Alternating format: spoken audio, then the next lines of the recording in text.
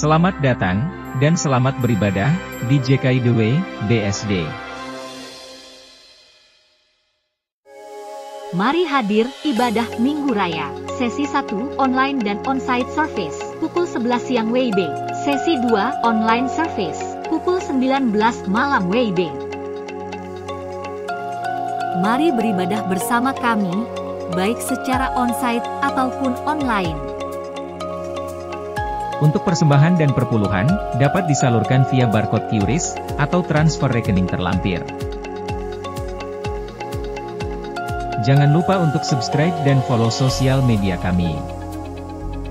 Mari siapkan hati dan pikiran kita, selamat beribadah.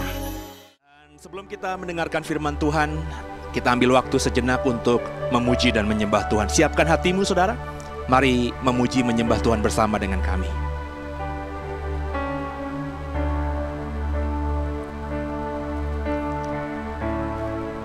Haleluya. Dalam segala keadaan, waktu berlimpah maupun kurang, tetap Yesus yang mempesona hatiku. Dia beri damai dan kesempatan baru di setiap musim kehidupan. Waktu ku kuat maupun lemah, tetap Yesus yang mempesona hatiku. Dia beri hidup dan kesempatan baru. Sekali Yesus, selamanya Yesus. Harapanku takkan hilang, karena kasih-Nya sekarang ku ada. Oh Yesusku, ku cinta Kau selamanya. Sekali Yesus, selamanya Yesus. Harapanku takkan hilang, karena kasih-Nya sekarang ku ada. Oh Yesusku, ku cinta Kau selamanya. Haleluya, saudara. Mari sama-sama menyembah Tuhan kembali. Di setiap musim kehidupan, haleluya. Waktu ku kuat maupun lemah, tetap Yesus yang mempesona hatiku. Dia beri hidup dan kesempatan baru. Wow, sekali Yesus, selamanya Yesus. Harapanku takkan hilang, karena kasih-Nya sekarang ku ada. Oh Yesusku, Kau cinta Kau selamanya. Sekali Yesus, selamanya Yesus. Harapanku takkan hilang, karena kasih-Nya sekarang ku ada. Oh Yesusku, ku cinta Kau selamanya.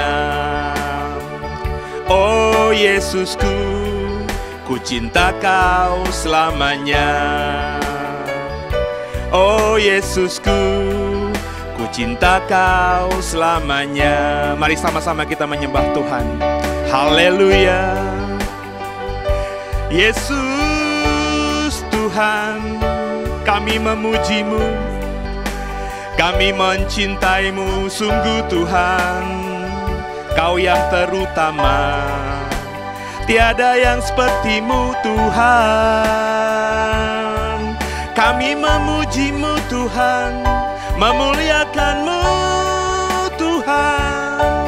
Haleluya, terpujilah nama-Mu Yesus, sebab tiada Allah seperti-Mu. Kami menyembah-Mu, memuji-Mu Tuhan. Haleluya, hadirat-Mu kami rasakan Tuhan, di setiap musim hidup kami.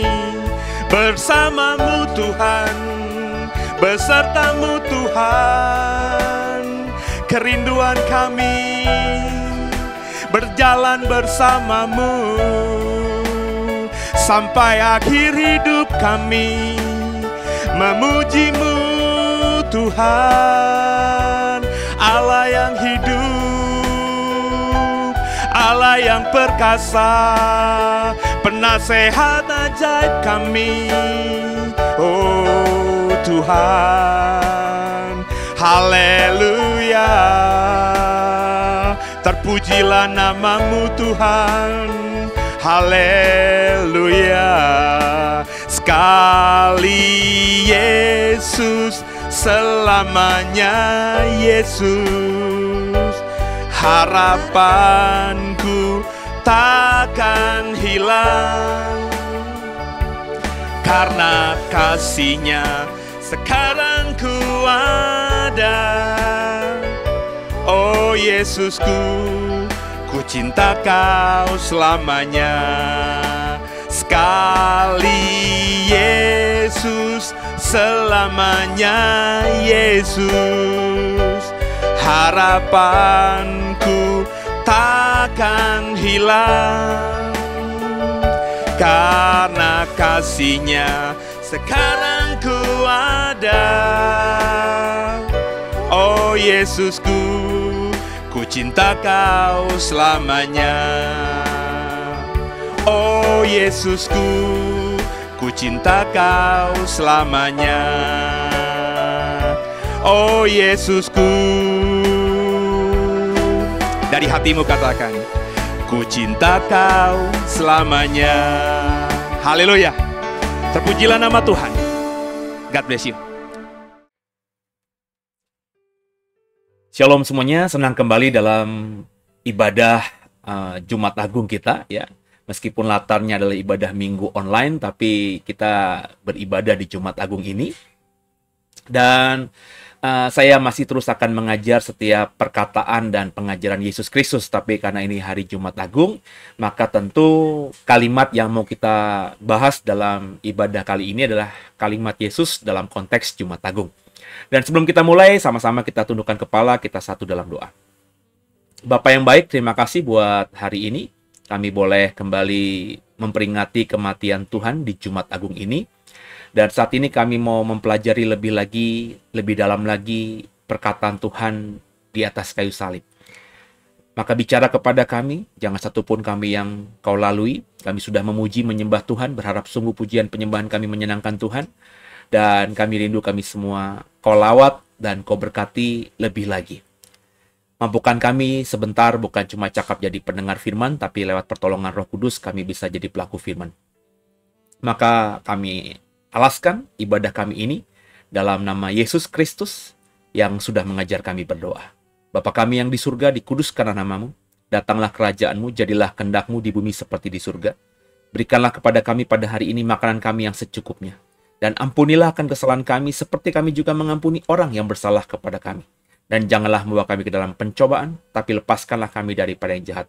Karena Engkau-lah kerajaan dan kuasa dan kemuliaan sampai selama-lamanya. Haleluya. Amin. Yuk Bapak Ibu, kita siapkan hati kita.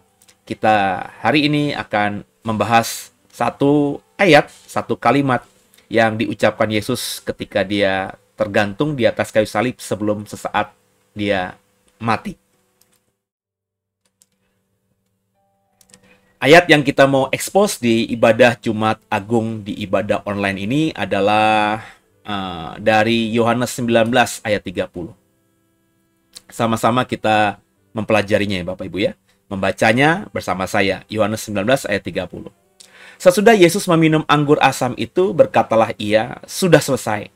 Lalu ia menundukkan kepalanya dan menyerahkan nyawanya. Sudah selesai. Ya. Ini adalah kalimat terakhir Yesus sebelum kalau kita membaca seluruh teks dari kitab Injil tentang peristiwa salib, dia akhirnya menyerahkan nyawanya. Ya, ada kalimat dalam Injil lain, ke dalam tanganmu lah Bapa, kuserahkan hidupmu. Ya, lalu dia mati. Apakah kalimat sudah selesai ini kalimat yang terakhir? Kalau versi Yohanes, versi kalimat terakhir, tapi dalam kitab Injil lain ada kalimat juga tuh. Ya, ke dalam tanganmu lah aku serahkan nyawaku. Ya. Nah, mana yang lebih dahulu atau mana yang terakhir? Mestinya kita tidak perlu memperdebatkan hal itu. Ya, karena tentu setiap penulis Injil punya perspektif masing-masing. Tapi kita mau ngebahas kalimat ini. Sudah selesai. Dalam konteks Yohanes, inilah perkataan terakhir Tuhan Yesus, atau Tuhan Yesus, karena saya lebih sekarang ini suka memahami atau menerjemahkan kata kurios menjadi kata Tuhan untuk semuanya. Jadi kurios yang saya temukan, kata Yunani kurios yang saya temukan di Perjanjian Baru, saya mau komitmen, konsisten, menerjemahkannya menjadi Tuhan. Nah, dalam konteks Yesus disebut kurios juga. Nah, makanya saya sekarang ini menerjemahkan kurios itu menjadi Tuhan Yesus. Ya. Maka kalau Bapak Ibu ikuti khotbah minggu lalu saya mengatakan Yesus yang kulayani adalah Tuanku. Ya. Perkataan terakhir Tuhan Yesus sebelum kematiannya di atas kayu salib. Dikatakan di ayat Yohanes 19 ayat 30, sesudah ia minum anggur asam. Ya. Kalau kita lihat konteksnya, Yohanes 19 ayat 28 sampai 29, sesaat atau sebelum kita membaca Yohanes 19:30 tadi, ayat di atasnya berkata demikian. Sesudah itu, karena Yesus tahu bahwa segala sesuatu telah selesai, berkatalah ia, supaya digenapi yang tertulis dalam kitab suci, aku haus. Di situ ada suatu bejana penuh anggur asam. Lalu mereka melilitkan suatu spons yang telah dicelupkan dalam anggur asam pada sebatang hisop, lalu mengulurkannya ke mulut Yesus. Bapak Ibu, ayat-ayat yang saya kutip ini adalah ayat-ayat terjemahan baru 2. Ya. Jadi saya memakai terjemahan baru 2 ya, karena perjanjian baru sudah tersedia dalam terjemahan baru 2 di dalam materi aplikasi yang saya download. Jadi sebelum Yesus berkata sudah selesai ya, dia minum anggur asam. Kenapa dia minum anggur asam? Karena Yesus berkata yang menurut Yohanes 19 ayat 28-29 ini harus diucapkan untuk menggenapi apa yang ada dalam kitab suci. Jadi Yesus berkata di atas kayu salib, di nafasnya yang sudah mulai Senin Kemis, karena dia sudah menderita dari pagi, ya, begitu rupanya, aniaya yang terberat menurut saya, ya, penelitian saya juga mengatakan demikian, yang diterima oleh orang yang dihukum mati secara salib. Biasanya penjahat apapun yang dihukum mati secara salib ya cuma disalib saja. Sebelumnya dia tidak mengalami aniaya yang berat seperti yang Tuhan Yesus kita lakukan atau terima. Tuhan Yesus itu kita tahu bukan saja disiksa oleh imam-imam kepala, tapi dia juga diperlakukan semena-mena, tidak manusiawi, tidak sesuai dengan hak asasi manusia oleh prajurit Roma. Dicambuk berkali-kali, diberikan mahkota duri, dan kemudian dengan semua darah yang sudah tercurah itu dia harus pikul salib dari rumahnya Pilatus menuju ke Golgota. Jadi ketika dia sampai di Golgota, tenaganya sudah habis. Makanya saya bilang yang dialami Yesus itu dialami juga banyak orang. Karena penghukuman salib itu bukan eksklusif milik Yesus, tapi juga diterima oleh orang-orang lain yang dianggap bersalah secara hukum dan kemudian dihukum mati lewat salib. Tapi mereka sekalipun sama-sama mati akhirnya di atas kayu salib, mereka tidak digantung di atas kayu salib begitu menderitanya seperti Yesus. Makanya orang yang digantung di atas kayu salib itu bisa berjam-jam, bahkan mungkin bisa berhari-hari juga, tergantung kekuatan fisik mereka ketika sedang disalib itu. Ya. Tapi faktanya Yesus itu hanya 3 jam, jam 12 digantung di atas kayu salib, jam 3 dia mati, hanya bertahan 3 jam. Dan kalau kita membaca, penjahat yang ada di salib di sebelah kiri dan kanan Yesus itu tidak mengalami kematian sebenarnya kalau misalnya tulang-tulangnya tidak dipatahkan oleh prajurit Romawi. Kenapa begitu? Karena kalau kita membaca kitab Injil, ketika Yesus mati terjadi gempa bumi, sehingga orang-orang harus kembali ke rumahnya untuk menyelamatkan diri di tempat yang aman. Dan karena juga besok adalah hari Sabat, ya, tidak ada yang menjaga, tidak boleh ada yang menjaga, tidak boleh juga menguburkan orang di hari Sabat itu, maka karena gempa bumi juga ada sesuatu masalah dengan alam, sehingga akhirnya beberapa prajurit Romawi menghancurkan tulang-tulang dari penjahat yang di kiri dan di kanan Yesus, sehingga mereka dipaksa mati jam 3 juga. Andai kata tidak ada gempa bumi, andai kata tidak ada situasi yang genting gitu ya, mungkin mereka masih bertahan beberapa jam, bahkan mungkin mereka bisa melewati Sabat hari esoknya. Bisa saja, saudara. Dan baru mati misalnya di hari Minggu. Tapi mereka mati, ya. Dan Yesus sebelum dia berkata sudah selesai, dia merasa haus. Ya, tentu saja, ya.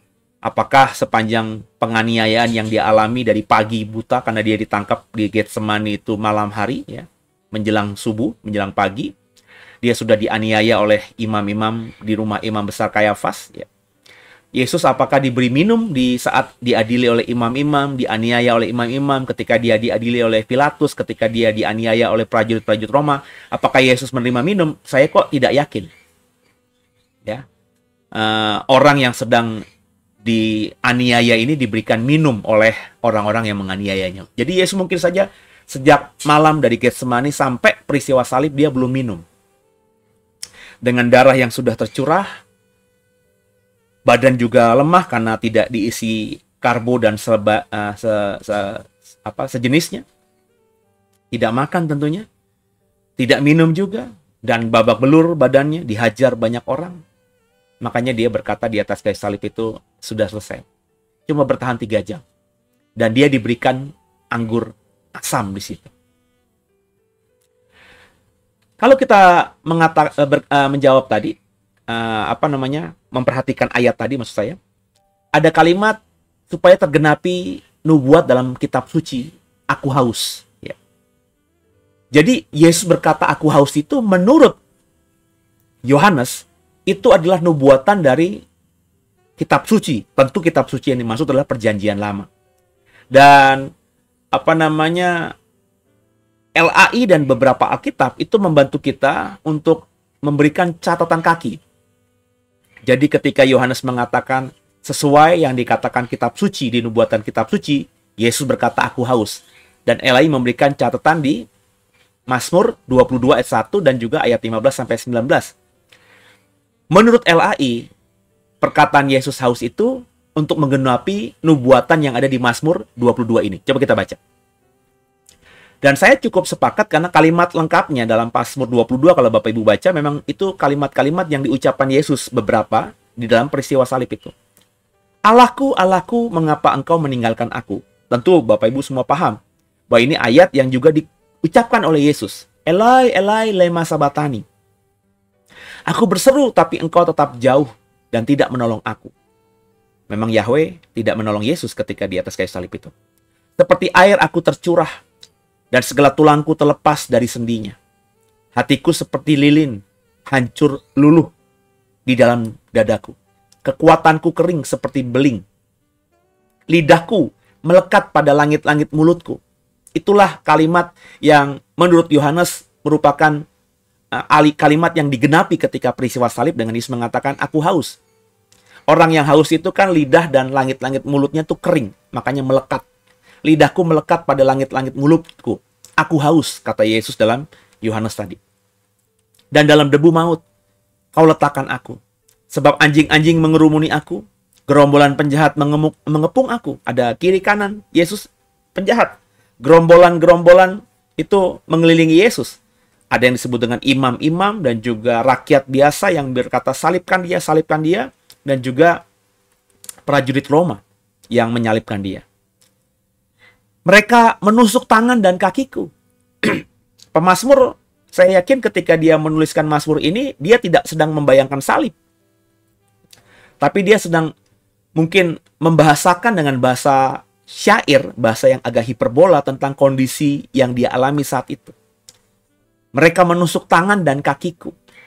Tapi pemazmur tidak sadar bahwa apa yang dia rasakan dan dibahasakan dalam bentuk mazmur itu ternyata sebuah nubuatan. Tuhan memakai karyanya untuk menubuatkan suatu peristiwa yang akan dialami oleh anaknya nanti di atas kayu salib. Segala tulangku dapat kuhitung, mereka menonton, mereka memandangi aku. Mereka membagi-bagi pakaianku di antara mereka. Itu yang dialami oleh Yesus ketika pakaiannya diundi. Mereka membuang undi atas jubahku.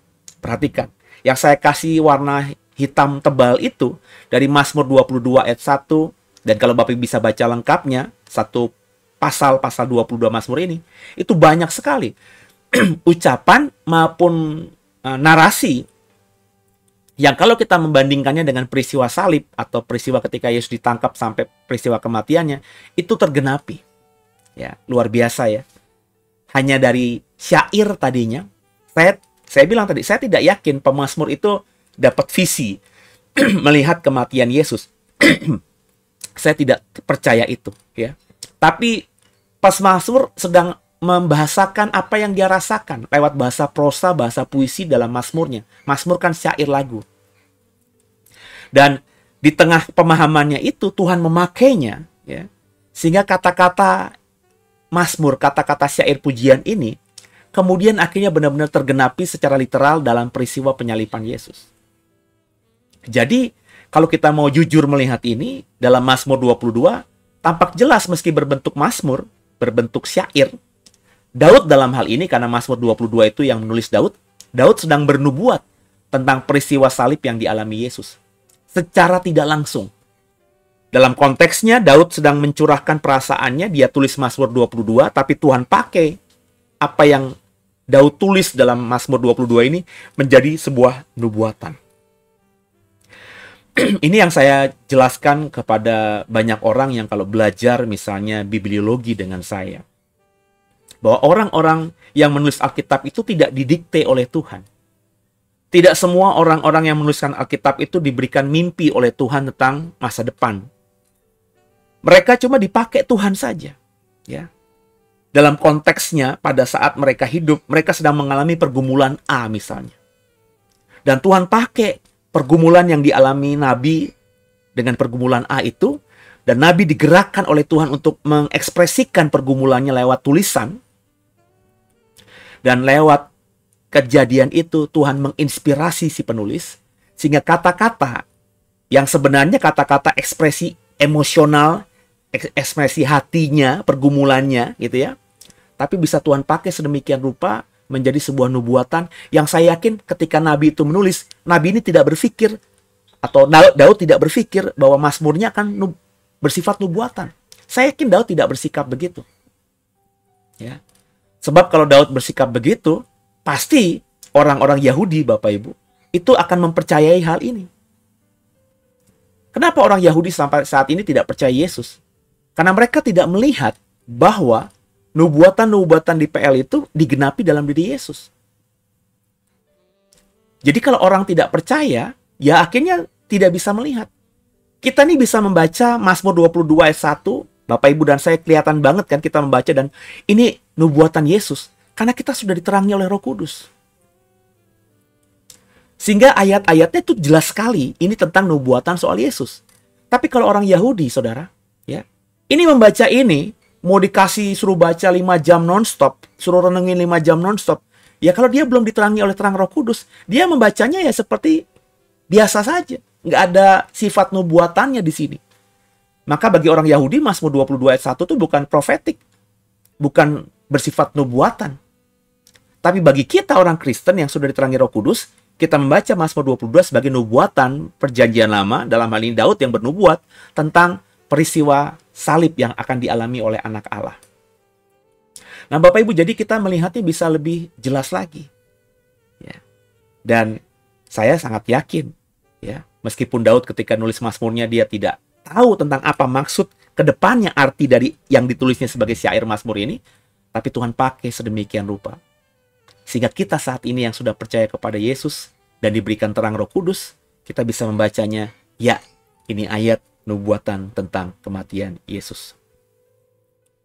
Tadi dikatakan bahwa ketika Yesus berkata, "Aku haus," di tempat itu ada anggur asam. Ya. Apa itu anggur asam? Kenapa ada di situ? Yesus berkata, "Aku haus," kenapa nggak dikasih aqua gitu?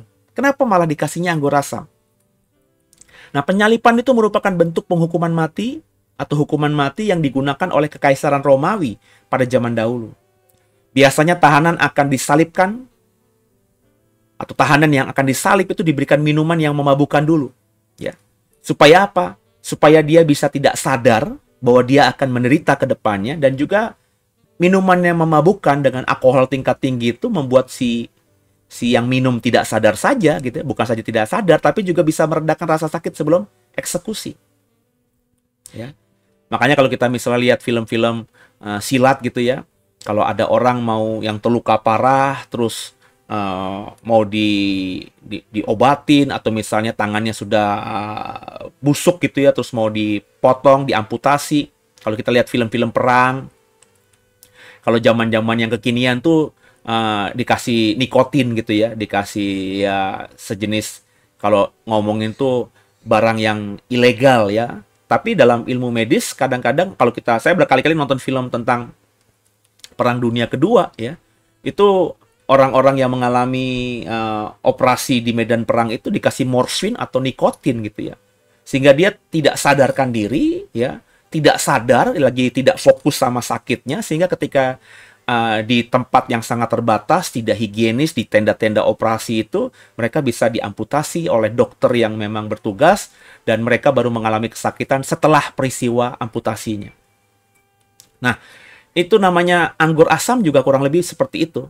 Kurang lebih efeknya membuat orang tidak sadar karena ini beralkohol tinggi, memabukkan ya. Sehingga ketika seseorang itu akhirnya disalib, tangan dan kakinya dipaku gitu ya, dia tidak bisa merasakan sakit itu ketika dipaku, meskipun nantinya efek alkoholnya kan reda. Ketika efek memabukkannya reda, tentu akhirnya dia akan mengalami kesakitan, dan lambat laun akan membuat mentalnya drop, fisiknya lemah, dan akhirnya mati di atas kayu salib. Jadi fungsi anggur asam itu ada di Golgota untuk itu. Makanya ketika Yesus haus, dikasihnya anggur asam. Ya, maksudnya supaya Yesus yang sedang nafasnya Senin Kemis itu juga tidak mengalami mati dalam penderitaan yang sangat banget gitu. Nangkep Bapak Ibu ya. Nah, jadi besar kemungkinan anggur asam ada di Golgota dan diberi kepada Yesus sebagai sejenis obat penghilang rasa sakit. Ini bukan penghinaan. Saya dulunya merasa waktu belum paham ini, kok Yesus minta berkata haus kok malah dikasih anggur asam. Terus di otak saya anggur asam lagi. Kenapa bukan anggur manis? Oh, ini penghinaan. Padahal tidak, saudara. Sebab kalau dikasih dikasih air saja itu cuma bisa membasahi bibir, tapi tidak akan membantu si yang lagi disalib ini untuk hilang rasa sakit dan rasa penderitaannya di atas kayu salib itu. Maka dikasihlah anggur asam untuk sebagai penghilang rasa sakit. Pemberian minuman beralkohol atau anggur asam dapat mengurangi rasa sakit dan memabukkan. Itu yang diharapkan oleh prajurit yang memberikan hisop yang sudah dililitkan spon yang sudah dicelupkan di anggur asam dan dicucukkan ke mulut Yesus. Supaya Yesus tidak sadar, agak mabuk dan kehilangan rasa sakitnya sehingga bertahan untuk sekian waktu lamanya. Nah, pada zaman itu anggur asam mungkin saja lebih umum tersedia ya, dan lebih sering digunakan daripada anggur manis. Mungkin harga anggur manis lebih mahal ya. Dan anggur asam itu karena kalangan bawah, jadi itu paling efisien ya. Di bawah, di Golgota pun tidak akan menguras misalnya kas negara gitu ya. Nah, oleh karena itu dalam konteks budaya dan praktek zaman tersebut, anggur asam mungkin lebih mudah didapat dan digunakan untuk tujuan seperti ini. Kalau anggur manis itu disiapkan untuk pesta. Tapi kalau untuk hal-hal seperti ini, yang penting fungsinya sama, memabukkan dan juga bisa menghilangi rasa sakit, tapi diberikanlah anggur yang kualitasnya tidak terlalu baik, yakni anggur asam itu.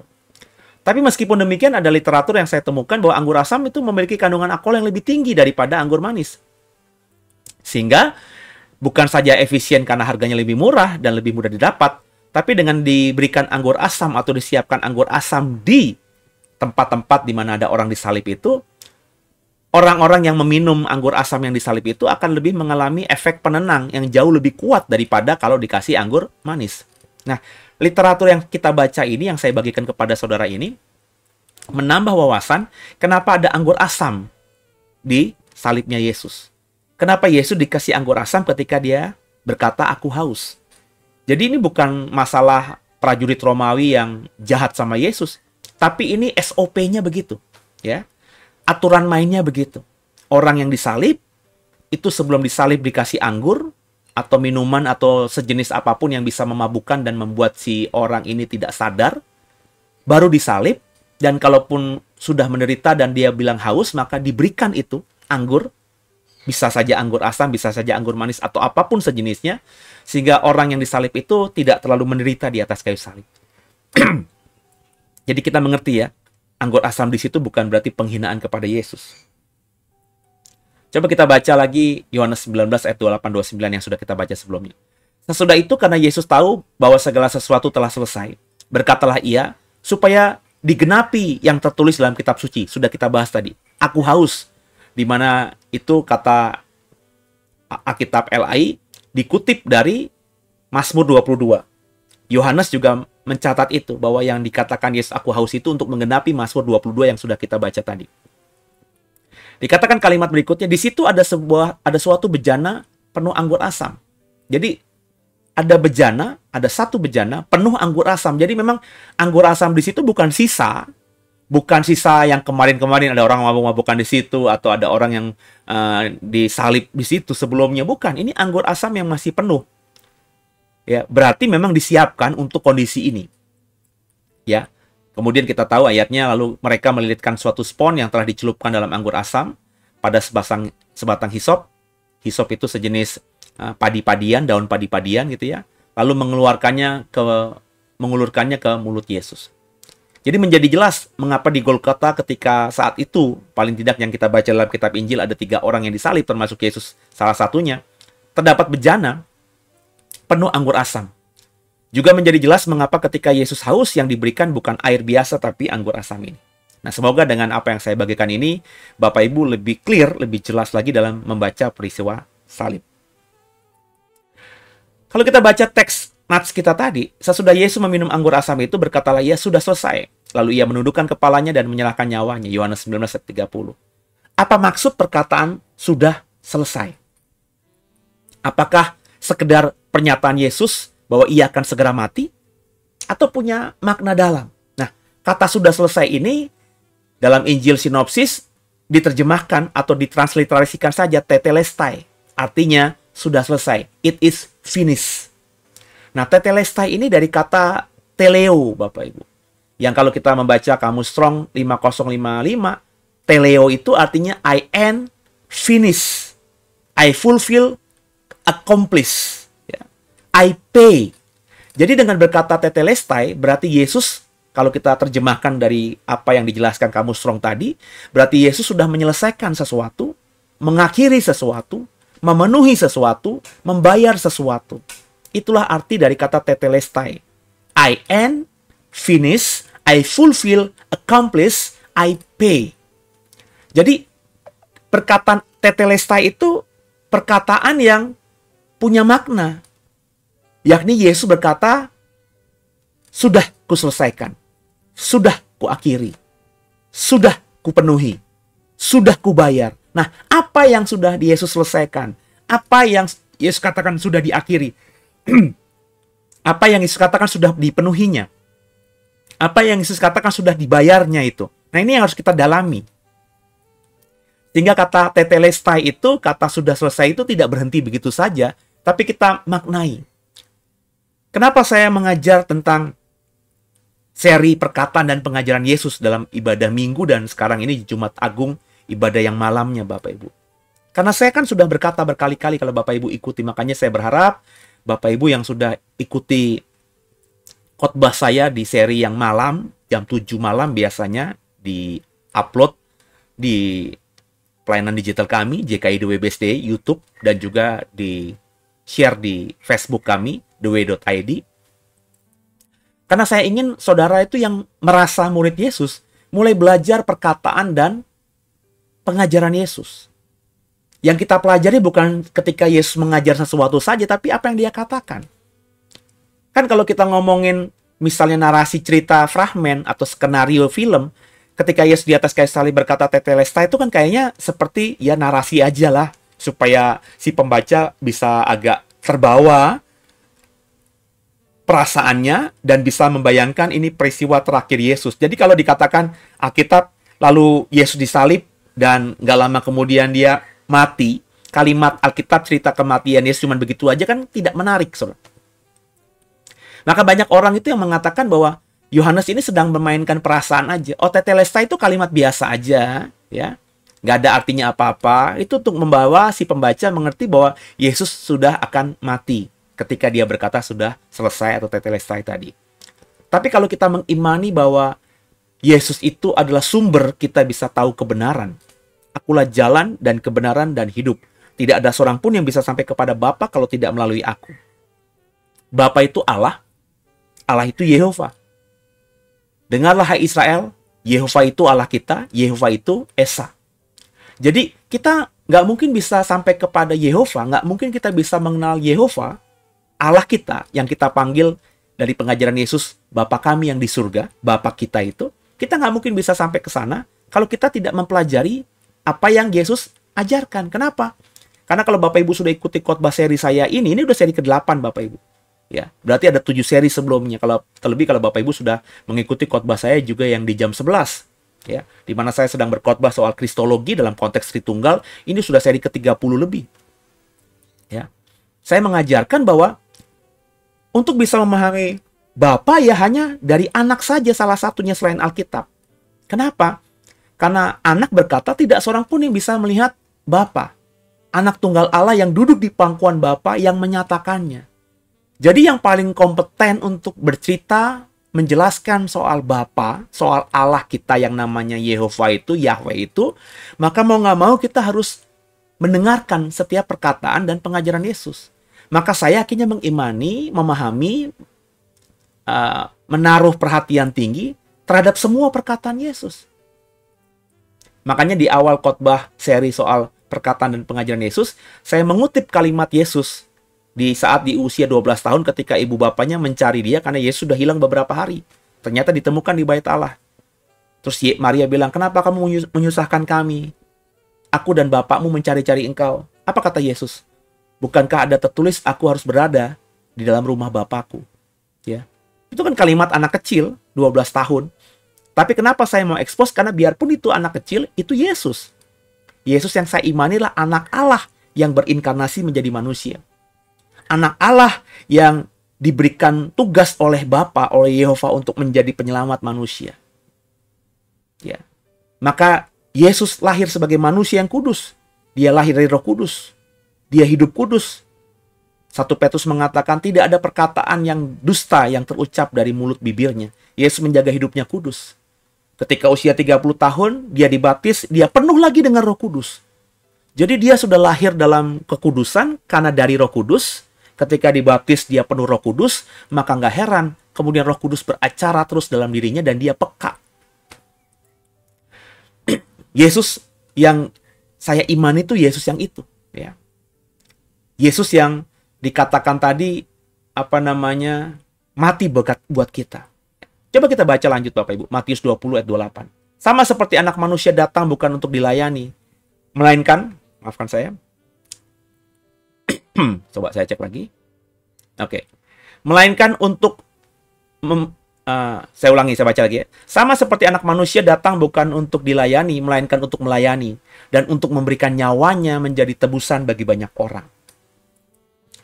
Jadi seringkali kita bertanya, ya, apa sih yang Yesus kerjakan? Apa sih makna tetelestai? Sudah selesai itu maksudnya Yesus sudah membayar sesuatu, memenuhi sesuatu. Apa yang dia bayar? Apa yang dia penuhi, apa yang dia selesaikan, itu terjawab dalam Matius 20 ayat 28 yang barusan kita baca tadi. Yakni untuk menjadi tebusan bagi banyak orang. Yesus sudah membayar tebusan kita. Dia sudah menyelesaikan tebusan kita. Ya, apa tadi arti kata tetelestai? Dia sudah mengakhiri ya apa yang harus ditebusnya. Dia sudah memenuhi kehendak Bapa, yakni menebus manusia. Kalau kita baca Matius 26:28, sebab inilah darahku, darah perjanjian yang ditumpahkan bagi banyak orang untuk pengampunan dosa-dosa. Jadi dengan berkata tetelestai, berarti Yesus sudah menyelesaikan, sudah mengakhiri, sudah memenuhi, sudah membayar sesuatu, yakni memberikan nyawanya untuk menebus dosa banyak orang. Yesus itu, ya, tugasnya dari Bapa itu untuk memberikan nyawanya untuk menebus dosa banyak orang. Makanya Yohanes Pembaptis dalam Yohanes 1 ayat 29 itu berkata tentang Yesus, kalimatnya begini. Itu mengapa oleh Yohanes Pembaptis Yesus disamakan dengan anak domba Allah. Yohanes 1 ayat 29 berkata demikian. Keesokan harinya Yohanes melihat Yesus datang kepadanya dan ia berkata, lihatlah anak domba Allah yang menghapus dosa manusia. Yohanes yang masih penuh dengan Roh Kudus saat itu melihat Yesus dan berkata, ia adalah anak domba. Lihatlah anak domba Allah yang menghapus dosa-dosa manusia. Jadi Yesus memang oleh Yohanes yang penuh dengan Roh Kudus, diketahui Yohanes itu datang menjadi manusia. Untuk apa? Menjadi anak domba Allah. Untuk apa? Untuk menghapus dosa manusia. Jadi ketika dia berkata tetelestai itu maksudnya itu, aku sudah menghapus dosa manusia. Aku sudah menebus dosa manusia. Ya. Aku sudah berikan nyawaku sebagai tebusan bagi banyak orang. Aku sudah mencurahkan darahku untuk pengampunan dosa-dosa. Akulah anak domba Allah. Dalam ya Bapak Ibu ya. Nah, anak domba dalam perjanjian lama identik dengan korban kudus bagi Yehova di mezbah dan juga sebagai korban untuk menghapus dosa. Saya baca dengan cepat ya, Kejadian 12 ayat 3-6. Katakanlah kepada segenap jemaah Israel, pada tanggal 10 bulan ini diambillah masing-masing seekor anak domba menurut kaum keluarga. Seekor anak domba untuk tiap-tiap rumah tangga. Tapi jika rumah tangga itu terlalu kecil jumlahnya untuk mengambil seekor anak domba, maka ia bersama-sama dengan tetangganya yang terdekat ke rumahnya. Haruslah mengambil seekor menurut jumlah jiwa tentang anak domba itu. Kamu buatlah perkiraan menurut keperluan tiap-tiap orang. Anak dombamu itu harus jantan, tidak bercela, berumur setahun. Kamu boleh ambil domba dan kambing. Kamu harus mengurungnya sampai hari yang ke-14 bulan ini. Lalu seluruh jemaah Israel yang berkumpul harus menyembelihnya pada waktu senja. Jadi dalam konteks ini kalau kita baca yang agak tulisannya warna hijau itu, anak dombamu itu harus jantan, tidak bercela, berumur setahun. Kamu boleh ambil domba atau kambing, harus menyembelihnya. Jadi memang konteks anak domba dalam perspektif Yahudi itu adalah binatang yang bisa dikorbankan kepada Allah di mezbahnya. Ya. Dan biasanya anak domba itu harus jantan dan tidak boleh bercacat cela. Itu mungkin kenapa Yesus lahir dengan gender laki-laki. Itu juga kenapa Yesus harus lahir dari Roh Kudus. Sebab kalau Yesus lahir bukan dari Roh Kudus, artinya lahir sebagai manusia biasa. Dari pertemuan benih sperma sang ayah bertemu dengan sel telur di ovarium si ibu. Terjadilah pembuahan. Kalau itu yang terjadi, maka Yesus tidak kudus. Karena dia lahir dari laki-laki. Berarti ada kutuk dosa. Dosa warisan yang ada dalam diri Yesus ketika dalam kandungan, menjadi janin, dan terlebih ketika lahir. Tapi dengan Alkitab mengatakan Yesus lahir dari Roh Kudus, maka dia kudus adanya. Bahkan Maria mengandung, ada bayi dalam kandungannya yang kita tahu itu bayi Yesus. Bayi Yesus itu ada dalam kandungan Maria saat ketika Maria bahkan belum berhubungan dengan Yusuf. Masih perawan. Anak darah. Ya. Nah, Yesus adalah gambaran anak Allah, kata Yohanes Pembaptis. Dan saya yakin Yohanes Pembaptis bisa berkata demikian karena dia penuh dengan Roh Kudus. Kalau kita baca juga Keluaran 29 ayat 38-42. Inilah yang harus kau olah di atas mezbah itu. 2 anak domba berumur setahun tetap tiap-tiap hari. Ya. Domba yang satu haruslah kau olah pada waktu pagi dan domba yang lain kau olah pada waktu senja. Dan berserta domba yang satu kau olah 1/10 eva tepung yang terbaik dengan minyak tumbuk 1/4 hin dan korban curahan dari 1/4 hin anggur. Domba yang lain haruslah kau olah pada waktu senja sama seperti korban sajian dan korban curahannya pada waktu pagi harus engkau mengolahnya sebagai persembahan yang harum. Suatu korban api-apian bagi Tuhan, suatu korban bakaran yang tetap di antara kamu turun-temurun, di depan pintu kemah pertemuan, di hadapan Tuhan. Ya, ini saya yakin TUH-nya besar ya. Jadi di hadapan Yehova, saya belum rubahnya. Sebab di sana aku akan bertemu dengan kamu untuk berfirman kepadamu. Jadi Yesus memang mempersiapkan dirinya menjadi anak domba yang akan disembelih menjadi korban penebus dosa. Dia sudah tahu purpose-nya, tujuan hidupnya menjadi manusia apa. Dia sudah tahu apa yang harus dia kerjakan sebagai manusia. Mungkin samar-samar Yesus sudah tahu karena dia memang lahir dari Roh Kudus. Tapi saya percaya Yesus bukan manusia jadi-jadian, dia manusia seutuhnya. Yang tentu pemahamannya tentang calling dari Bapa, pemahaman tentang iman Yahudinya, pemahaman pengenalan tentang Allahnya Abraham, Ishak, dan Yakub, itu didapati Yesus by proses sebagai layaknya seorang manusia. Ya. Tapi biar bagaimanapun dia tidak selevel dengan teman-teman sebayanya. Karena dia pasti lebih peka, karena dia lahir dari Roh Kudus. Tapi saya yakin pemahaman Yesus tentang apa itu panggilannya baru benar-benar fulfill, penuh dalam diri Yesus ketika dia dibaptis. Ketika akhirnya Roh Kudus turun atasnya, memenuhi dirinya, dan Bapa berkata, inilah anakku yang kukasihinya, kepadanya lah aku berkenan. Sejak keluar dari kolam baptisan, atau dari sungai Yordan tempat dia dibaptis Yohanes Pembaptis, Roh Kudus selalu menuntunnya. Dia dituntun ke padang gurun, ya. Kemudian dia dituntun untuk ke Galilea. Yesus kemanapun pergi dituntun Roh Kudus dan punya kepekaan yang dalam tentang Roh Kudus. Dan dia tahu panggilan hidupnya bukan menjadi sekedar rabi atau guru yang bisa mempertobatkan banyak orang. Sepanjang hidupnya dia melakukan itu, tapi itu bukan panggilan Tuhan buat dirinya. Panggilan Tuhan buat dirinya adalah untuk menebus dosa manusia. Menjadi anak domba Allah yang harus disembelihkan. Karena itu konsep penebusan anak domba itu sudah dipahami oleh orang Israel dan sudah diajarkan Yehova kepada Israel lewat Musa dalam Tauratnya.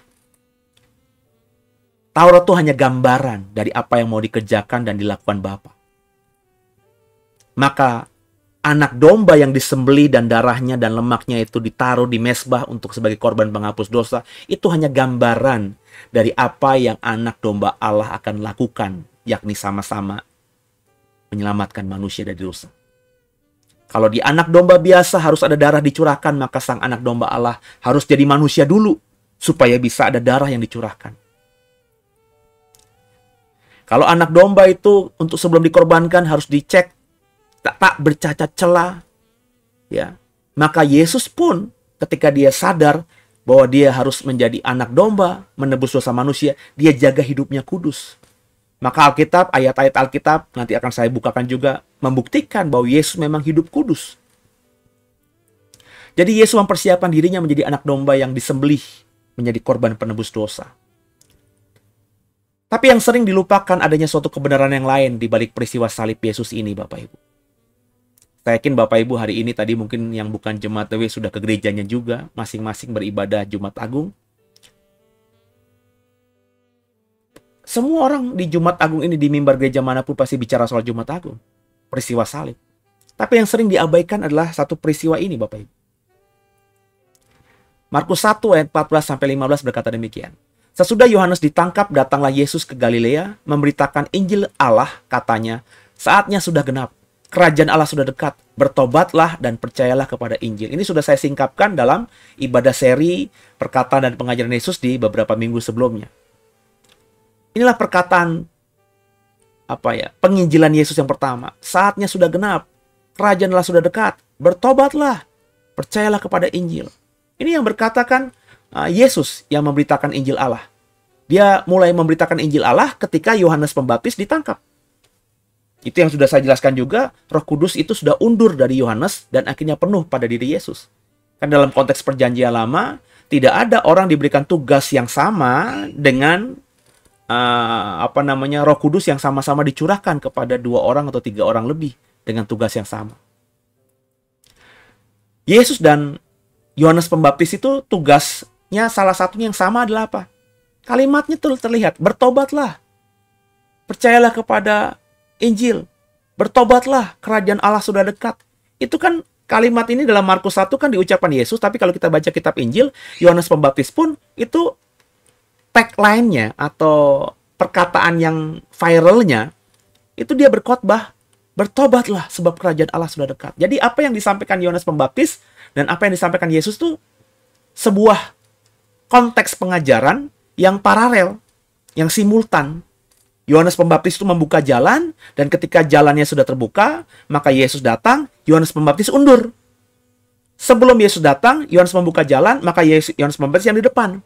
Tapi ketika Yesus sudah datang, maka Yohanes harus mundur. Maka Yohanes Pembaptis mengatakan, membawa kasutnya pun, atau membuka tali kasutnya pun, aku tidak layak. Tergantung terjemahan apa yang kau baca. Jadi saatnya sudah genap, itu artinya Yesus mengucapkan kata ini di awal pelayanannya. Waktunya Yesus, saatnya sudah genap.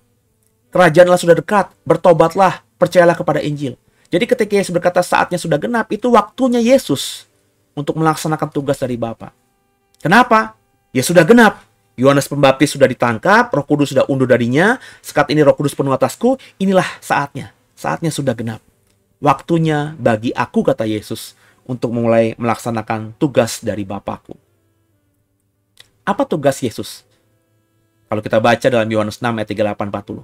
Sebab aku telah turun dari surga bukan untuk melakukan kehendakku, melainkan kehendak Dia yang telah mengutus aku. Inilah kehendak Dia yang telah mengutus aku, yaitu supaya dari semua yang telah diberikannya kepadaku, jangan ada yang terhilang, tetapi supaya aku bangkitkan pada akhir zaman. Sebab inilah kehendak Bapakku, yaitu supaya setiap orang yang melihat Anak dan yang percaya kepadanya beroleh hidup yang kekal, dan supaya aku membangkitkannya pada akhir zaman. Jadi Bapak Ibu, inilah tugas yang diberikan Bapa. Inilah kehendak Bapa itu. Ya. Apa? Agar Yesus turun dari surga untuk melaksanakan rencana Bapa. Yesus mengatakan, aku turun dari surga bukan untuk melakukan kehendakku. Aku turun dari surga itu bukan karena aku yang mau. Aku turun dari surga itu untuk melakukan kehendak Dia yang mengutus aku. Inilah kehendak Dia yang mengutus aku. Setiap orang yang melihat Anak, melihat aku, dan percaya kepada aku, beroleh hidup yang kekal, dan supaya aku membangkitkannya pada akhir zaman. Ini goalnya Yesus.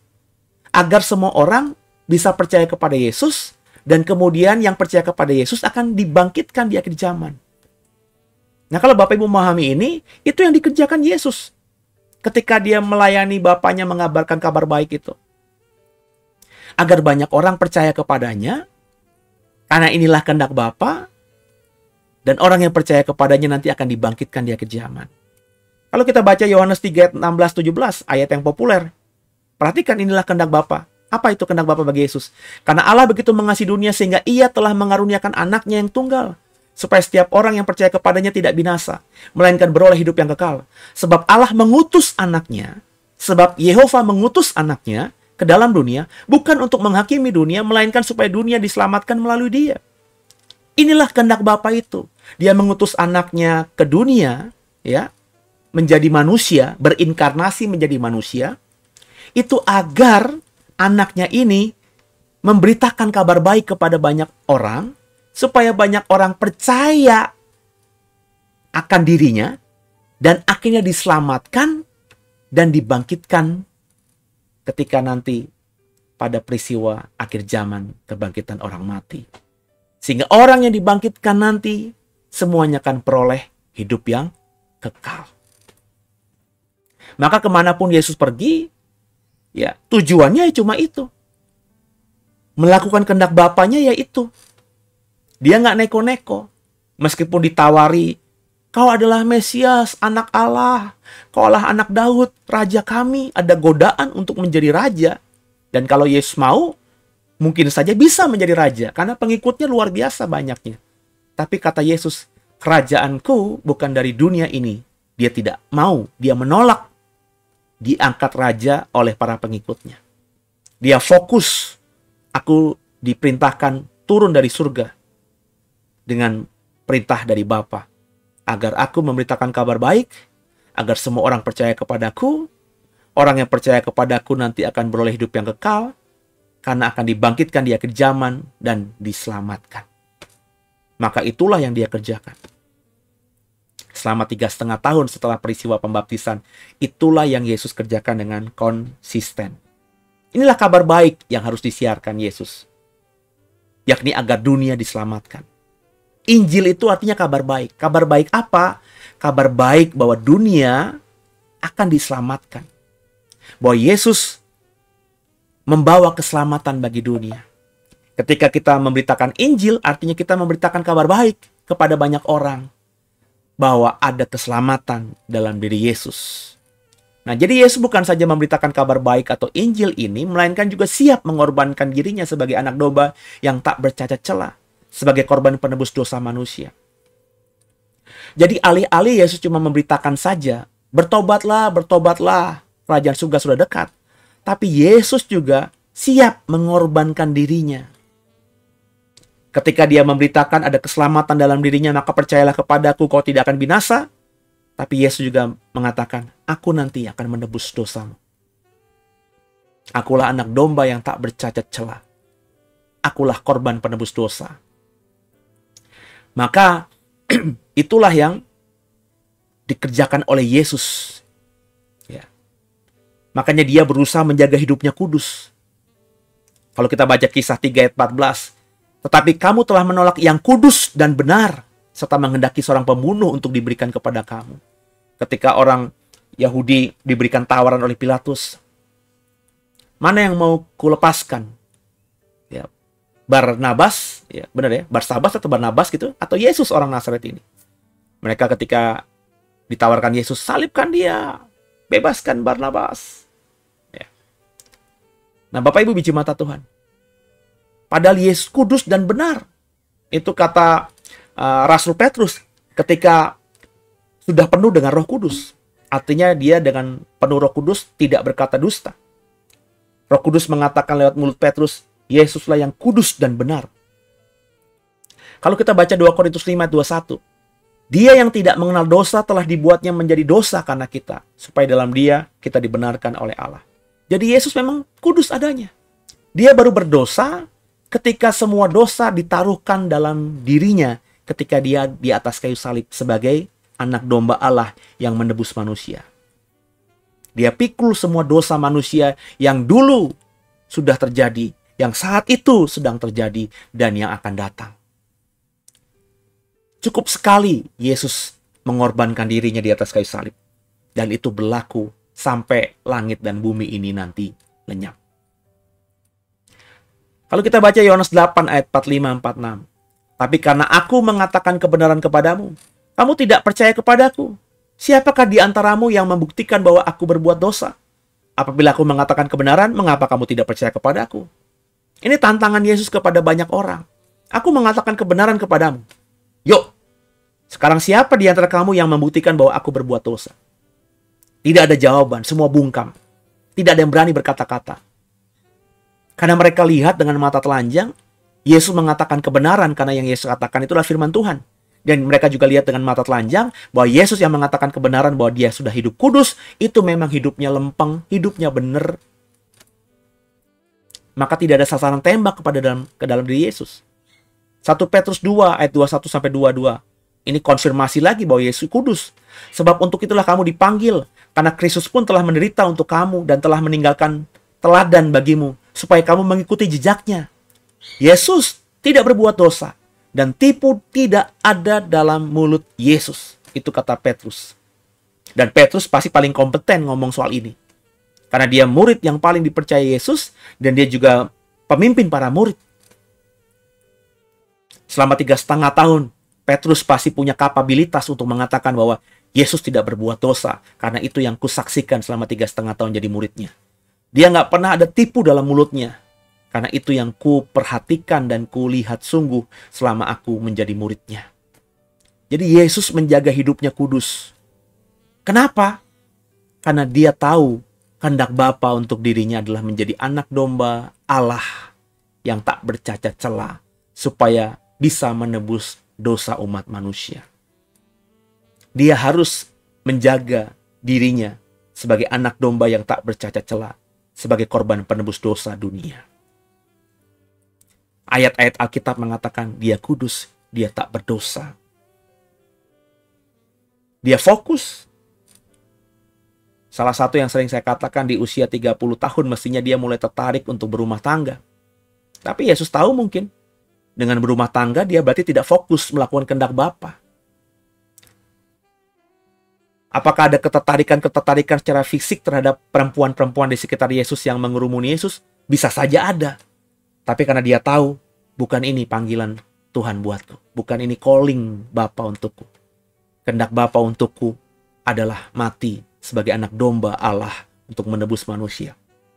Maka kalau aku menikah, mungkin dia berpikir begitu.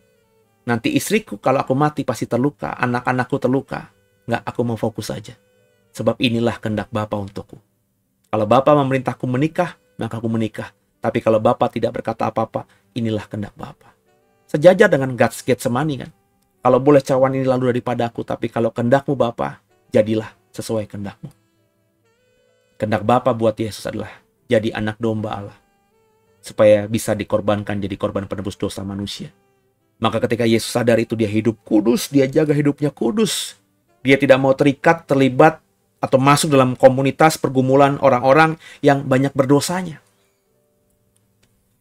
Makanya mestinya kan dengan level Yesus, dengan pemahaman Tauratnya, Yesus bergaul dengan orang-orang yang namanya ahli Taurat, ahli kitab, orang Farisi kan. Tentu ngomongnya akan lebih nyambung. Kenapa orang Farisi, ahli Taurat, imam-imam itu juga tidak suka sama Yesus?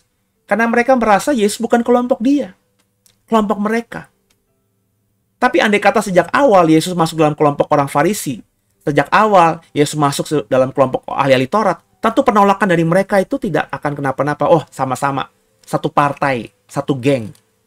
Tapi karena mereka melihat Yesus ini mengajar seperti kita mengajar, tapi dia bukan kelompok kita. Maka mulailah iri hati, sakit hati, dendam, marah, berkecamuk dalam diri ahli Taurat, orang Farisi, karena kepentingan mereka terusik. Maka mereka mulai merencanakan untuk membunuh Yesus. Yesus nggak mau masuk dalam kelompok orang Farisi, ahli Taurat. Kenapa? Karena Yesus tahu siapa mereka. Orang-orang munafik semuanya, kata Yesus. Yang mereka mengajarkan sepertinya kebenaran, tapi sebenarnya adat istiadat bukanlah kebenaran, bukanlah Taurat. Maka Yesus tidak mau masuk dalam pergumulan yang jahat, pergaulan yang jahat itu. Sebab pergaulan yang buruk merusakkan yang baik. Maka Yesus lebih baik di luar, bersama dengan orang-orang yang memang tulus mau, lugu, mencari kebenaran. Ya.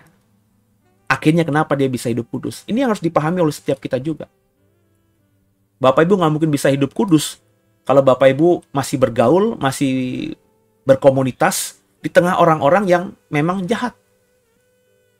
Ya. Ada banyak komunitas yang ngakunya Kristen, tapi kalau habis ibadah ngomongin orang, itu nggak baik, tinggalin Bapak Ibu. Bisa tinggalin komunitas itu, atau kalau datang dalam ibadah, ya ibadah, habis selesai ibadah langsung pulang, jangan nongkrong-nongkrong. Sebab kalau nongkrong-nongkrong pasti akan ngomongin orang, pergaulan yang buruk merusakkan yang baik. Ya. Itu kenapa juga saya akhirnya menjaga diri, juga fokus kalau mau ibadah. Ya. Ketika saya dulu masih di gereja lama, ya, saya kalau datang ibadah, datangnya ke pagian, saya lebih baik langsung ibadah. Tidak nunggu di ruang pendeta atau ruang pengkhotbah. Padahal di setiap cabang kami dulu ada ruangan pekerja atau ruangan untuk pendeta kalau datang lebih awal. Bahkan beberapa punya kamar, sehingga kalau pendetanya lebih awal, terus pendetanya mau tidur barang 5 menit, 10 menit, jadi ibadah belum mulai, terus pujian penyembahan kurang lebih setengah jam, cukup kan setengah jam ada di kamar itu, 20 menit merem, bangun seger, khotbah mantap. Tapi saya tidak pernah mau. Lebih baik ibadah, memuji menyembah Tuhan, atau kalau memang saya sudah ikuti ibadah 3-4 kali, terus yang kali ke-6, ke-7, energi untuk ibadah dalam arti memuji menyembah Tuhannya sudah mulai redup, padahal saya harus berkhotbah beberapa kali lagi, maka saya ketika datang lebih awal, ya di mobil aja. Karena saya tahu kalau saya nongkrong, tidak ibadah di ruang istirahat atau pendeta, ya, itu ada orang yang nemenin ngajak ngomong, dan yang diajak ngomong itu pasti hal-hal yang orang lain, ngomongin orang lain, ngomongin gereja lain, ngomongin pendeta lain, bahkan ngomongin gereja sendiri. Dan itu membuat kuping saya nggak enak, ya, karena saya nggak suka ngomongin orang. Jadi sesudah Yesus meminum anggur asam itu, berkatalah ia, sudah selesai. Lalu ia menundukkan kepalanya dan menyerahkan nyawanya. Berarti Yesus menjaga konsistensinya dalam melaksanakan kehendak Bapa. Dia menjaga hidupnya kudus. Jadi ketika dia berkata sudah selesai, itu artinya juga, aku sudah menjaga konsistensi hidupku Bapa. Aku sudah jaga komitmenku Bapa untuk hidup kudus, sehingga benar-benar layak menjadi anak domba-Mu yang harus dikorbankan untuk menebus dosa manusia. Sudah selesai ya Bapa. Nah, sejak Roh Kudus turun ke atasnya, Yesus berkomitmen menjadi anak domba Allah yang tak bercacat celah, sehingga ia mengorbankan dirinya untuk menebus dosa manusia. Jadi Bapak bisa bayangkan pergumulan Yesus melihat, menemukan banyak orang di sekitarnya yang masih hidup dalam kedagingan. Dia bisa merasakan karena dia penuh dengan Roh Kudus, ada kepekaan bahwa Yudas Iskariot yang sudah dipercayanya untuk menjadi pengelola, ya, bendahara kelompoknya, tapi punya hati jahat. Ini bukan ngomongin soal Yesus bisa telepati melihat hati, tapi kalau kita peka sama Roh Kudus, kita ngobrol sama orang, kita bisa tahu Bapak Ibu, orang itu orang baik apa orang benar. Yang diomonginnya itu benar atau tambah-tambahan atau hoak. Saya bisa Bapak Ibu. Apakah saya adalah orang yang penuh dengan Roh Allah? Belum sampai dipenuhi dengan Roh Allah, tapi saya yakin saya ada Roh Allah. Makanya saya selalu berkata, kalau saya ngobrol sama orang beberapa menit aja, saya udah tahu kok. Ya, bisa merasakan kok. Ini orang ngomong bener apa orang nggak ngomong bener. Ya, bisa rasa gitu di hati ini. Siapapun orangnya, bahkan orang yang baru pertama kali saya ketemu saja, saya sudah bisa merasakan. Makanya kalau saya akhirnya ketemu orang baru, terus misalnya orang baru ini saya rasa ngomongnya tuh enak gitu ya, saya bisa jatuh hati. Dalam artian tuh jatuh hati itu, saya bisa simpati saya, empati saya bisa lebih kepada orang ini. Saya bisa perhatian sungguh gitu. Tapi jujur aja jarang yang saya lihat orang bisa seperti ini. Ya. Saya selalu sering merasakan bahwa kalau saya ngobrol sama orang, ini ada yang sesuatu yang disembunyikan gitu. Ya. Ya. Belum jujur. Ya. Saya nggak tahu apa. Ya. Tapi ada perasaan seperti itu. Terlebih kalau ada orang-orang yang misalnya apalah begitu. Ya. Seringkali memang saya masih salah gitu dalam menilai, dalam menimbang gitu ya. Tapi lambat laun, kalaupun saya salah, saya segera sadar dan saya menarik diri biasanya. Ya. Ada sesuatu yang nggak cocok nih, saya tarik diri aja lah. Nah saudara, jadi dari perkataan sudah genap ketika awal pelayanan Yesus sampai dengan kalimat sudah selesai, kalimat terakhir Yesus di Injil Yohanes sebelum dia mati, Yesus memberikan hidupnya untuk kita. Dia benar-benar mendedikasikan hidupnya untuk kita. Kenapa saya bilang untuk kita? Karena dia mempersiapkan dirinya sungguh agar layak menjadi anak domba Allah supaya bisa menebus dosa-dosa kita. Makanya dia dedikasikan hidupnya untuk kita. Tapi jangan lupa bahwa Yesus itu mengasihi kita, memberikan hidupnya buat kita, karena itulah kehendak Bapa yang harus dia lakukan. Saya ulangi lagi ya. Sebab banyak orang mengajarkan bahwa Yesus mengasihi kita karena dia Allah yang mengasihi kita. Tidak begitu Bapak Ibu. Yesus mengasihi kita. Yesus memberikan hidupnya buat kita. Yesus mau menjaga hidupnya kudus sebagai manusia supaya dia layak menjadi anak domba Allah yang tak bercacat celah, yang bisa dikorbankan, darahnya dicurahkan untuk menebus dosa-dosa manusia, karena itu kehendak Bapa. Makanya ayat-ayat yang mengatakan, aku datang ke dunia bukan untuk melakukan kehendakku, tapi kehendak Bapa. Aku datang untuk melakukan kehendak Bapa. Makananku bukannya kehendakku, tapi melakukan kehendak Bapa yang mengutus aku. Saya berkali-kali ngomong itu. Kenapa? Supaya saudara tuh paham bahwa Yesus datang ke dunia ini. Apapun yang dia kerjakan di dunia ini, apapun yang dia ajarkan, apapun yang dia lakukan, itulah kehendak Bapa yang dia lakukan, yang dia harus lakukan. Makanya dalam satu konteks ayat dia berkata, aku dan Bapa satu. Barang siapa melihat aku, kau melihat Allah. Itu bukan berarti Yesus mengatakan aku adalah Allah. Sebab Alkitab mengatakan dalam prinsip pengajaran saya, Allah itu tak mungkin bisa dilihat. Nanti sebentar, mungkin 2-3 minggu lagi, di jam 11, ibadah hari Minggu jam 11 akan selesai seri khotbah tentang Yesus dalam konteks Tritunggal. Saya akan masuk mengajar saudara soal siapakah Allah yang harus kita sembah itu. Ya. Saya akan coba mengeksplor pelan-pelan. Mungkin tidak sebanyak seri tentang Kristologi sampai 30. Ya. Mungkin cuma sekitar beberapa ayat saja. Ya. Ya. Tapi saya kepengen Bapak Ibu mempelajari. Karena meskipun kita tahu siapa Allah kita, tapi banyak orang Kristen tidak menyembah Allah yang benar. Tidak menyembah Allah dengan benar. Ya. Nanti saya bisa buktikan Bapak Ibu bagaimana sikap kita sebagai orang Kristen itu sebenarnya tidak sedang menyembah Allah dengan benar. Ya. Inilah makna Jumat Agung Bapak Ibu. Jumat Agung adalah kematian Tuhan sebagai anak domba Allah. Untuk menebus manusia, semua orang tahu itu. Darahnya dicurahkan supaya ada pengampunan dosa buat setiap kita. Dia rela mati untuk kita. Sebagai anak domba yang tak bercacat celah, yang disembelih agar menebus dosa orang-orang yang mengorbankan anak domba itu sebagai korban penebus dosa. Kita tahu semua itu. Tapi yang lupa atau tidak ditekankan dalam setiap kita memperingati Jumat Agung adalah bagaimana Yesus sebagai anak Allah yang berinkarnasi menjadi manusia itu, dia mau berkomitmen sungguh menjaga hidupnya kudus di tengah dunia yang berdosa. Meskipun itu 2000 tahun yang lalu, tetap kan namanya godaan dosa sudah ada Bapak Ibu. Maafkan saya ya, kawin cerai sudah ada, judi sudah ada, pelacuran sudah ada. Apa yang tidak ada di zaman dulu? Mungkin tidak secanggih sekarang. Ya. Tipu daya masih ada. Kalau sekarang narkobaan, mungkin zaman dulu tuh mabok-mabokan, saudara. Sama saja kan? Orang sekarang gara-gara narkoba bisa saling bunuh.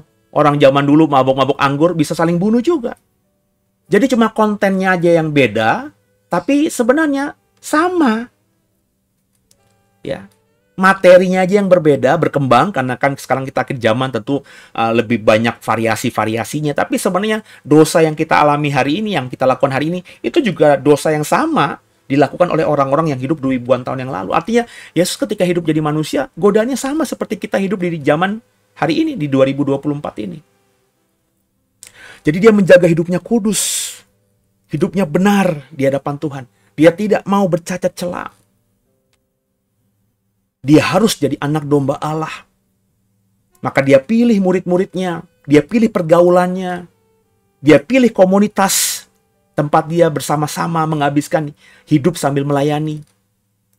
Dia lakukan itu semuanya karena dia mau jadi anak domba yang tak bercacat celah.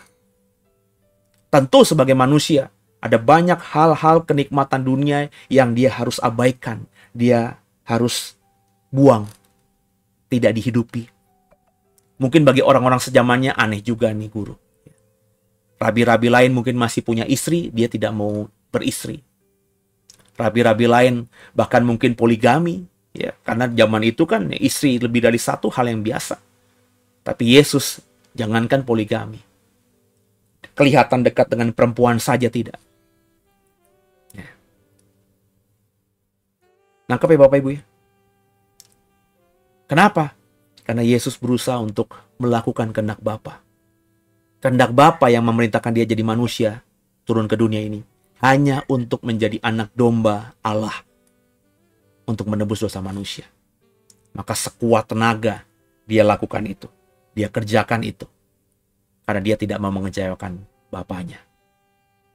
Jumat Agung bicara mengenai ketaatan sang anak kepada kehendak Bapanya. Jadi respon kita dalam Jumat Agung ini kita sadari bahwa Yesus mati untuk kita. Dia lakukan itu karena itu kehendak Bapanya. Makanya mestinya saudara mau hidup untuk Yesus. Mau menjadi umat tebusannya. Mau menjadi seperti Yesus. Apa itu? Melakukan kehendak Bapa dalam hidupmu. Apa kehendak Bapa dalam hidupmu? Cari tahu. Jangan sampai saudara menutup mata, kok nggak tahu kehendak Bapa untukmu itu apa. Kehendak Bapa untuk setiap kita itu sangat personal, Bapak Ibu. Bukan hal yang umum, general. Kalau kehendak Bapa agar kita misalnya tidak berdosa, ya itu umum. Kehendak Bapa agar kita taat sama Dia, itu umum. Kehendak Bapa agar kita menjauhi larangan-larangannya, itu umum. Kehendak Bapa agar kita mengasihi sesama manusia, itu umum. Kehendak Bapa agar kita mengasihi Tuhan, itu umum. Itu dilakukan oleh semua orang beriman. Tapi yang personal itu pasti ada. Dan yang personal itu kalau kita hidupi, itu akan membuat hidup kita hanya ke satu titik ini saja. Yesus tahu kehendak Bapa untuknya apa? Menjadi anak domba Allah untuk menebus dosa manusia. Maka sepanjang hidupnya, dia dedikasikan hidupnya agar panggilan Bapa untuk dia, kehendak Bapa untuk dia lakukan itu bisa dipenuhinya. Dan dia memenuhinya ketika akhirnya di atas kayu salib dia berkata, "Tetelestai ya Bapa. Sudah selesai ya Bapa. Kehendak-Mu untuk kulakukan sebagai manusia sudah kuselesaikan." Menjadi anak domba Allah yang tak bercacat celah dan kudus sudah kujalankan di seumur hidupku ini. Terimalah rohku Bapa. Maka Yesus mati. Kematiannya kita peringati hari ini. Mestinya bukan cuma kita peringati, tapi kita hidupi, kita contoh. Itulah pesan Tuhan kepada saya untuk disampaikan kepada saudara dalam ibadah Jumat Agung di malam hari ini. Semoga kita bisa menghidupinya seperti Yesus menghidupi kehendak Bapa. Kita juga bisa menghidupi kehendak Bapa dalam hidup kita. Semoga saudara juga tahu kehendak Bapa untukmu apa. Dan sama-sama yuk kita bekerja sama. Agar setiap panggilan kehendak Bapa untuk kita masing-masing. Karena kita berkomunitas dengan benar. Kita bisa lakukan. Kita bisa kerjakan bersama-sama. Sehingga nama Tuhan dipermuliakan lewat pelayanan kita. Dan akhirnya sama-sama juga kita bisa hidup di bumi. Juga nanti hidup dalam Yerusalem baru. Terpujilah nama Tuhan. Tundukkan kepala kita doa. Bapa yang baik, terima kasih buat malam hari ini kami boleh ibadah. Jumat Agung diingatkan kembali bagaimana kami harus memaknai Jumat Agung. Jumat Agung bukan bicara mengenai kasih Yesus semata, tapi Jumat Agung juga bicara mengenai bagaimana Yesus taat pada kehendak Bapanya. Untuk melaksanakan apa yang Bapa mau untuk dia lakukan sebagai manusia, yakni menjadi anak domba Allah yang tak bercacat celah yang kudus, yang akan menebus dosa manusia. Dan kami belajar sungguh Tuhan. Mampukan kami di tengah keterbatasan sebagai manusia untuk semakin paham setiap kebenaran yang kami dengarkan. Buat kami punya rasa ingin tahu, sehingga Alkitab terus kami dalami, sehingga kami semakin mengerti bagaimana kami seharusnya menjadi manusia yang adalah umat-Mu itu. Dan sebagai ucapan syukur kami, buat ibadah ini terutama rasa syukur kami, buat peringatan Jumat Agung, memperingati kematian Tuhan kami, Juru Selamat kami, Raja kami, Yesus Kristus di atas kayu salib. Kami mau ingin memberikan persembahan syukur kami yang terbaik. Terimalah persembahan kami Bapa. Rupiah kami ini. Kami mau memberi yang terbaik sebagai ucapan syukur kami kepadamu lewat pelayanan JKIDW. Dan kami percaya persembahan kami ini akan menyenangkan hati Tuhan. Maka Bapa, berkati tangan-tangan yang sudah memberikan atau mau memberikan persembahan. Kuduskan setiap tangan dan juga hidup mereka dan persembahan yang mau mereka berikan. Sehingga ketika kami semua memberikannya dengan ucapan syukur kepadamu, persembahan kami ini seperti layaknya dupa yang harum di atas mezbah, yang naik ke surga, yang menyenangkan hati Tuhan. Dupa yang harum itu dihasilkan dari lemak binatang yang kami korbankan. Biarlah lewat persembahan rupiah kami ini juga, ketika kami korbankan dengan sukacita di hadapan-Mu, ada wangi-wangian yang harum yang menyenangkan hati Tuhan. Itulah kerinduan kami di sisa hidup kami ini. Hidup kami menyenangkan Tuhan. Terpujilah nama Tuhan selama-lamanya. Amin. Yuk Bapak Ibu, di hari Jumat Agung ini beri yang terbaik kepada Tuhan. Dan apa yang kau tabur itu yang kau tuai. Ukuran yang kau ukurkan itu akan diukurkan juga kepadamu. Silakan memberi dengan sukacita. God bless you. Haleluya.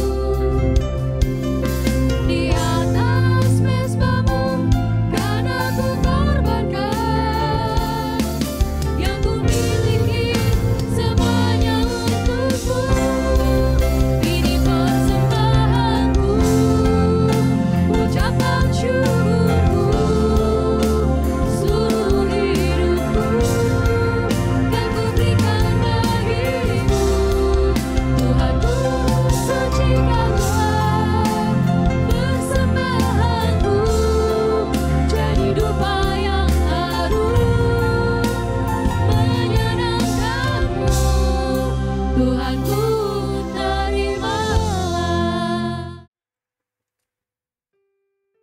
Terima kasih buat persembahan yang Bapak Ibu berikan dengan sukacita kepada Tuhan lewat JKI The Way. Dan biarlah kita berdoa bersama, persembahan ini bisa dikelola dengan baik dan akhirnya memperbesar kerajaan surga dan nama Tuhan dipermuliakan. Dan di penghujung ibadah Jumat Agung online ini, saya mengajak kembali kita untuk berdoa syafaat sebelum kita terima berkat dari Tuhan.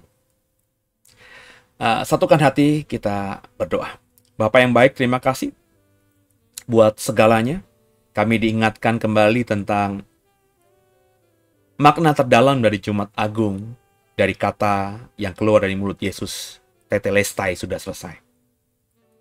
Yesus bisa mengakhiri hidupnya sebagai manusia dengan sempurna. Karena perkataan tetelestai itu menyatakan bahwa apa yang memang menjadi kehendak Bapa untuk Yesus lakukan, sudah dia penuhi dengan sempurna. Dan biarlah lewat ibadah tadi dan renungan tadi, kami juga diingatkan Bapa, agar kami juga nanti masing-masing kami bisa mengakhiri hidup kami juga dengan sempurna.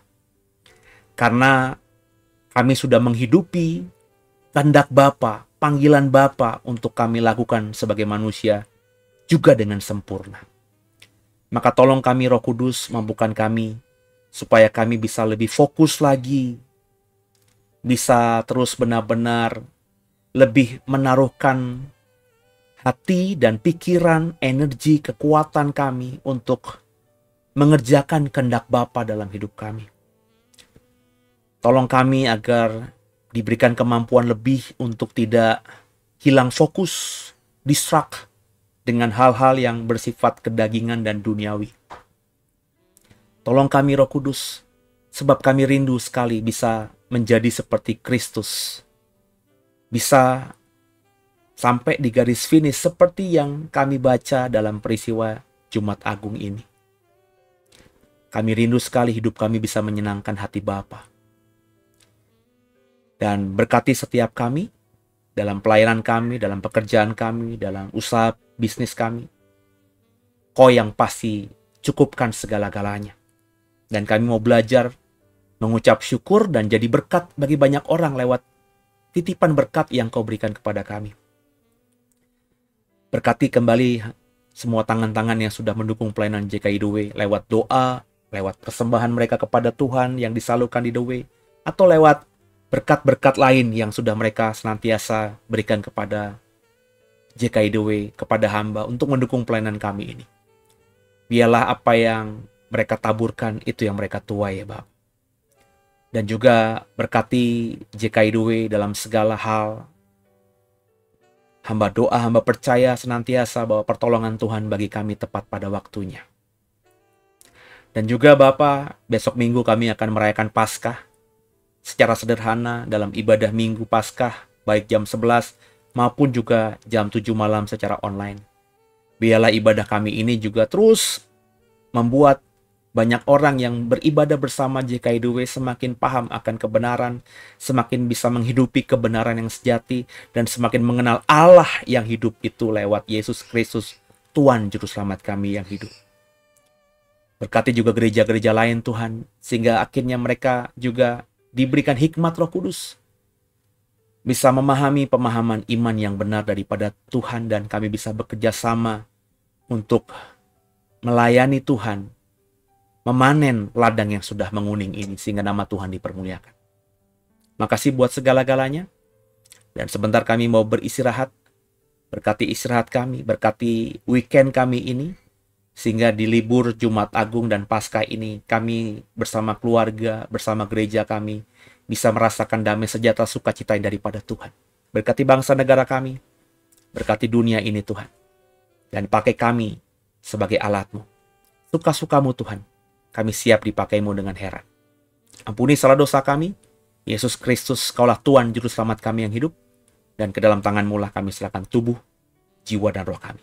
Kekasih Tuhan, arahkan hatimu, dan terimalah berkat terbaik dari Tuhan Yesus kita.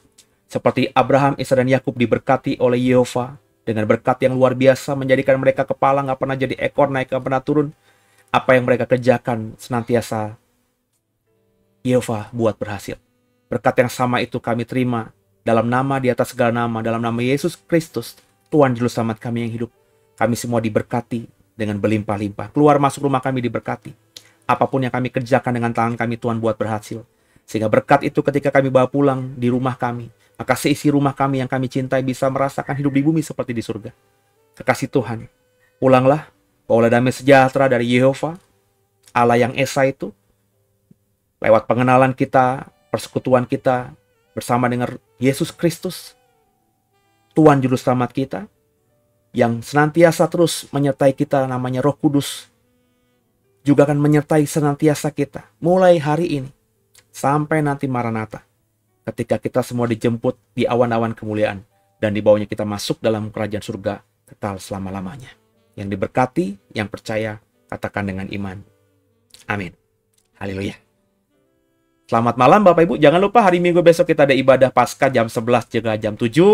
Dan saya berharap semuanya bisa beribadah bersama di JKI2W.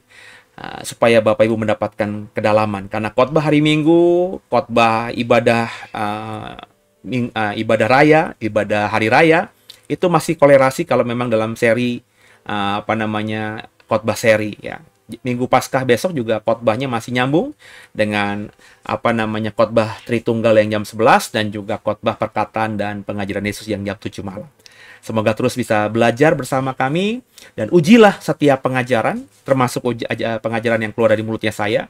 Gumuli bersama Roh Kudus, dan ketika Roh Kudus mengajarkan hal yang sama dengan apa yang saya sampaikan, jangan keraskan hatimu dan bertobatlah dan lakukan, imani sungguh, supaya kita di akhir nanti bisa seperti Yesus, tetelestai. Sampai jumpa, God bless you.